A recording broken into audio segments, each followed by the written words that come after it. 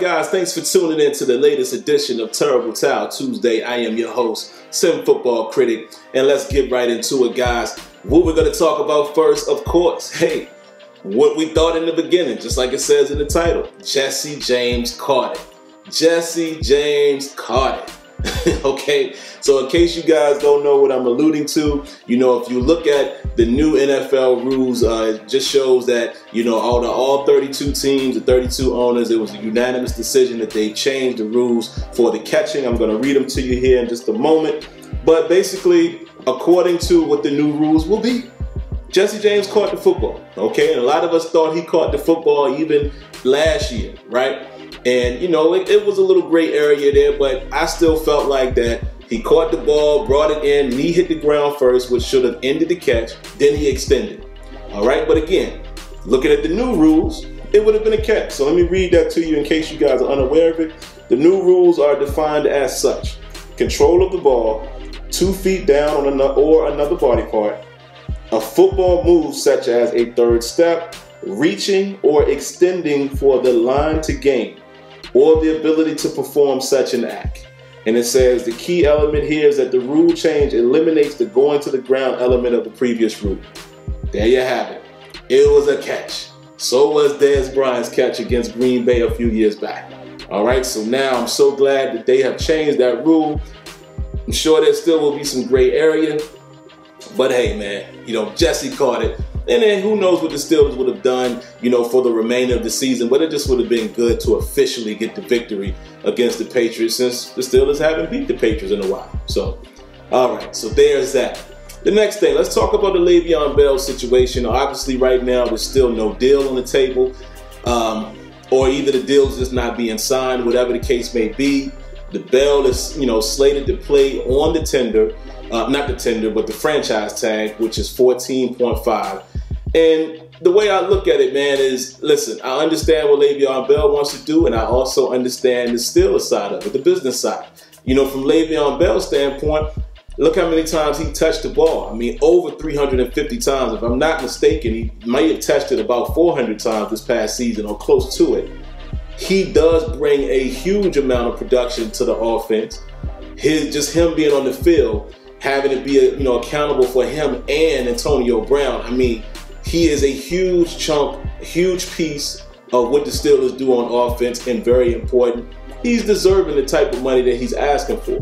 However, from a business standpoint, I see that it is a tough situation when you think of it as a business. You look at how football, basically how it works now with contracts. The running back position, unfortunately, is just not a marquee position to get paid.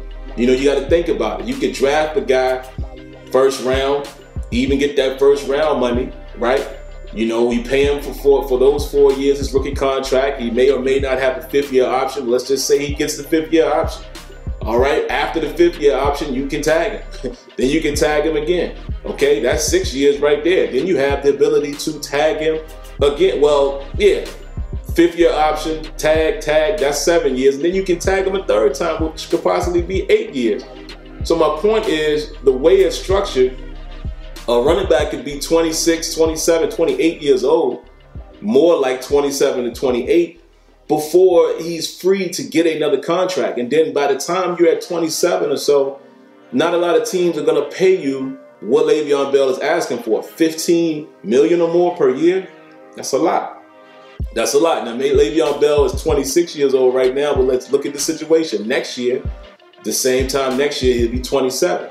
So even if he walks and there's no deal done, again, he's still at risk of not getting the $15 million per year. He even confirmed himself that there was a deal that the Steelers tried to reach with him last year, $13 million a year. He turned it down. Now, again, I'm not counting that man's money. I'm not telling him what he should or shouldn't do. But it just goes to show you that that's where the conflict is. The Steelers are not willing to pay more than $15 million per year, though it seems, but we'll see.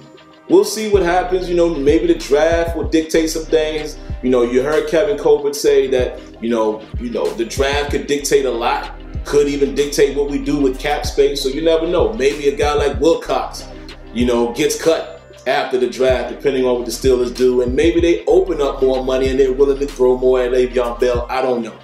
The Steelers don't generally do business like that, but we'll have to wait and see, you know, how they want to handle it. But I just feel like it's not going to happen. This may very well be the last year that Le'Veon Bell is with the Steelers. But again, I see it from both sides. You know, and a lot of people, I'm sure even in the comments, are going to say, you need to pay him. But again, man, you have to think about it from a business standpoint. No other running back is even making $10 million per year. And think about you as a company. You offer $13 per year, and it's rumored that they came up this year, and he's still not taking it. So it's, you know, you got to have a cutoff point. You as the business as well as the player. So I don't blame Le'Veon Bell. He has a cutoff point, and so does the Steelers. So we'll see. We'll see what happens. All right, now the next thing I wanted to talk about here, guys, is Bud Dupree. Will the Steelers pick up Bud Dupree's 5th-year option? I don't know. I don't know how to feel about this one, guys. I think there's a good chance that they will. Only because, you know, lack of the next man up. You know, who's really behind him? You know, after you get past Bud Dupree and Anthony Chickillo, you know, who's probably still going to be on the squad. I can't remember if I think they tendered him, or I don't know. I can't exactly remember what's going on with him now, but I think Chickillo will be back. And you got TJ Watt. And then after that, I mean, it's Keon Adams and Huguenin. You see what I'm saying? So if you let Bud Dupree, you know, if you say, well, we're not going to commit to a 5th-year option and just let him play on this last year, you know, who's to say what position you'll be in the following year? Will you re-sign him to another contract, you know, or will you be willing to let him test free agency? I don't know. I think maybe what you do is you go ahead and let him play on the 5th-year option. You know, it's about $9 million or so, if I'm not mistaken, 9.5, something like that. And then, you know, if it doesn't pan out after next season, if he doesn't evolve, if he doesn't have a great season this year and it doesn't have a great season on the 5th year, you know, then you can part ways. But that's a tricky one. I don't know. You know, has Bud Dupree been the guy that we wanted him to be as far as a premier pass rusher? Not yet. But I think he still has potential. You know, I think he's still a great athlete. We just got to see it come out. And again, you listen to guys like Colbert, they still believe that we haven't seen the best of Bud Dupree, which makes me believe that they will probably you know, sign the 5th year or give him to go ahead and give him the 5th-year option. They have until May 3rd. However, you know, it could be a Jarvis Jones situation. Remember, same thing was said then. They were saying we haven't made our decision yet. So if you look at recent history, it's very possible that Bud Dupree doesn't get that 5th-year option. Again, another thing that I think the draft might tell us a lot. You know, depending on what the Steelers do in the draft. You know, say they go out there and get an outside linebacker relatively early or find a couple late. You never know what's going to happen with Bud Dupree come May 3rd. So, listen, I'm torn right down the middle. I think Bud Dupree is in a phenomenal, you know, he's a great athlete. He has the athleticism, decent speed, great size. I want to see him be a little more dominant. You know, I want to at least see him be as productive as TJ Watt was last season, and maybe a little more. You know, and it's not all about sacks, but I just need to see more pressures. You know, give me more times where I can go back and look at the game and say, wow, Bud Dupree was in that guy's face. Oh, Bud Dupree made him get the ball off quick. Man, Bud Dupree is getting there. He's almost getting there every play. You know, just be somebody that's disruptive.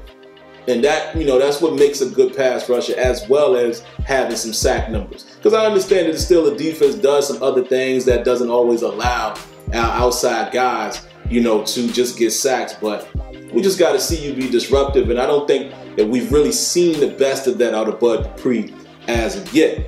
All right, now the next thing I will talk about, guys, before we wrap up here, paying attention to the pre-draft visits. You know, we need to start looking at that now, as well as the pro day dinners. We all know the history with Kevin Colbert and Mike Tomlin. A lot of the times, especially for the last, 7-8 years, the first round pick is usually a guy that they've both been at their pro day, at the very least, and then also sometimes it's a pre-draft visit. So let's take a look at the tracker right now. So far, guys, as of the 26th, so as of yesterday, this may update.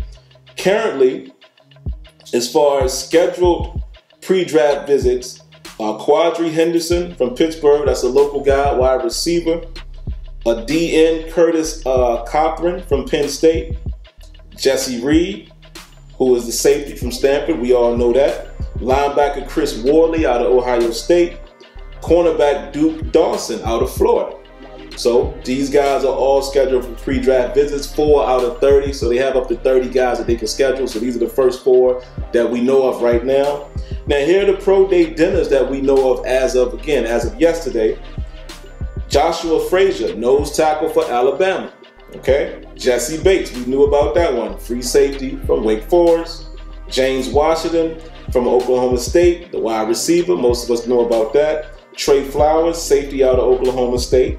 And then Darius Geese, or Goose, I'm not sure exactly how you pronounce his name, the running back from LSU. I think it's Geese.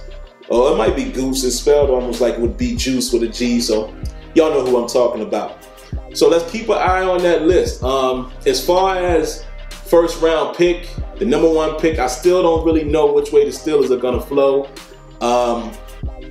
It's going to be interesting, man. Again, after picking up Burnett and picking up John Bostic, these guys are good Band-Aids, I guess you would say. They're not the answer, but these guys could determine what way the Steelers go in the draft. You know, I think they could very well still pick up an inside backer and a free safety in that draft with some of those picks. But I think, you know, Morgan Burnett and John Bostic were just safety nets. You know, I still think that Burnett and Bostic are guys that can start, you know, in a case where they're perhaps grooming a draft pick, or, you know, maybe the draft pick just doesn't turn out to be starter capable right away.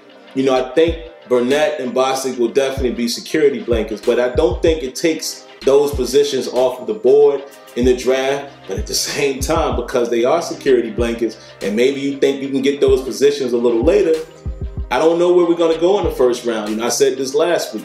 But I think you want to definitely still keep your eyes on guys like Van Der Esch, you know, Rashaan Evans, if he shows up and if he's available. You know, I heard on a Terrible podcast that they say, what if a guy like Roquan Smith mess around and fail? You know, they kind of compared it to the David DeCastro situation. If that's the case, you get Roquan Smith, no doubt about it. Malik Jefferson, remember we talked about this guy a month or so ago. He could be there. I mean, it's a lot of different ways they could go. I don't think they're going to go quarterback, and I don't think they go running back that early. It's possible. And, you know, if they go running back that early, I think that definitely tells us the story that they don't believe Le'Veon Bell deal gets done. So this draft is going to determine a lot of stuff for me, and I'm anxious to see what the Steelers are going to do. And quarterback-wise, I told this to my boy Tony, and shout outs to Tony. I told this to him last week. Don't be surprised, man. We keep hearing this Mason Rudolph stuff. And I don't want him to go quarterback in the first round. Absolutely not. But let's remember when they drafted Ben Roethlisberger wasn't drafted to start right away. You know, that was kind of a guy of the future. You know, remember, Maddox was the quarterback. He got the start. You know, so Roethlisberger was basically going to be the guy to groom and eventually get him to being that guy. Maddox gets hurt. Roethlisberger comes in, starts winning. There you go. The rest is history. So who's to say that if they really like Mason Rudolph, because, you know, that's the rumors right now, that they really have their eye on him. I just think that Steelers are doing due diligence. They're also going to look at Lamar Jackson. They're going to be at his pro day.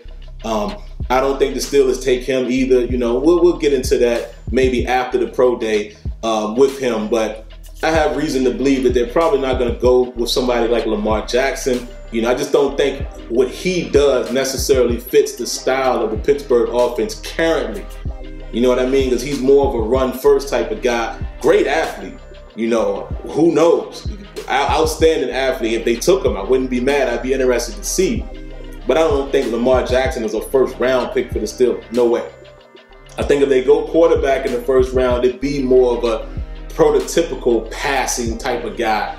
You know, one of those kind of guys, semi-bigger body. You know, you can see guys like, you know, Rudolph, one of those dudes. But let's just say if they do take him, it could be because they are looking at it the same way they did when they picked Roethlisberger. Maybe they see something in him. Roethlisberger said he wants to play maybe 2 or 3 more years, and it could be like an Aaron Rodgers situation. You know, where Aaron Rodgers had to wait behind Brett Favre a few years, then he got his shot. So if that happens, maybe that's why. They absolutely love him. And now, like I said, again, going back to the Band-Aids, the security blankets, Burnett and Bostic, if they don't feel like they have to go inside backer or have to go free safety in the first round, maybe they do something like that. I don't want that to happen, but, you know, we'll see. Either way, I think the draft is going to be very interesting, and I'm very curious to see where they go. And again, let's keep our eyes on the pre-draft visits and pro day meetings with both Tomlin and Colbert and dinners at the pro day. So there you have it, guys. That's enough for the day, I guess. You know, trying to muster up some things for us to talk about as we get closer and closer to the draft and getting back closer to the off season, you know, as far as OTAs and things like that. So that's what I got, man. So definitely share your thoughts. Oh, and first of all, let me thank you guys for the tremendous support for the last Terrible Towel Tuesday. We reached the 3,000 view mark. Have never had that many views, guys, on Terrible Towel Tuesday. I appreciate and love you guys for that. Let's see if we can match that effort with this video. You know, continue to share it, like it, and I love you guys for it, man. I have no other words to say, man. Let's continue to try to get this thing to grow, make it bigger and better. And yeah, there you have it. So thank you for that. Again, if you haven't already, make sure you subscribe to the channel. Cut on your notifications so you know when the next videos are available. And I promise, guys, it will never hurt you to hit that like button. All right, before we get out of here, let me get a "Here we go, Steelers." And we'll catch you guys next week for Terrible Towel Tuesday. Y'all be good. Peace.